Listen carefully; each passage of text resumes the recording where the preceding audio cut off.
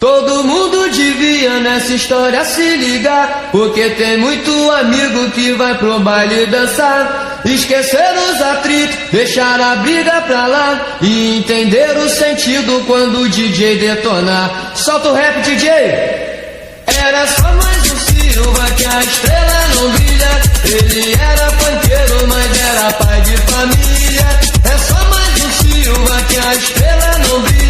Ele era panqueiro, mas era pai de família.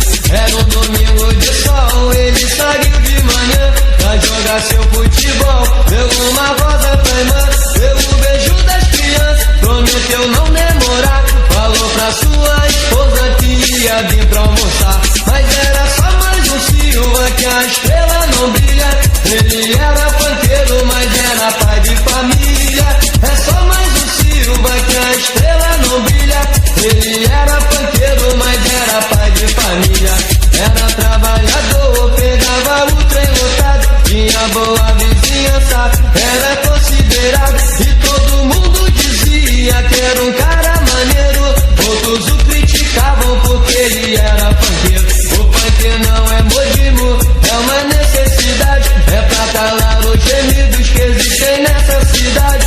Todo mundo devia nessa história se ligar, porque tem muito amigo que vai pro baile dançar. Esquecer os atritos, deixar a briga pra lá e entender o sentido quando o DJ detonar. E era só mais um Silva que a estrela não brilha. Ele era panqueiro, mas era pai de família. É só mais um Silva que a estrela não brilha. Ele era panqueiro, mas era pai de família. E anoitecia, ele se preparava, é pra curtir o seu baile que em suas veias rolava. Foi com a melhor camisa, ele ficou suado, e bem antes da hora ele já estava arrumado. Se reuniu com a galera, pegou o bonde lotado, os seus olhos brilhavam, ele estava animado. Sua alegria era tanta ao ver que tinha chegado. Foi o primeiro a descer e por alguns foi saudado, mas naquela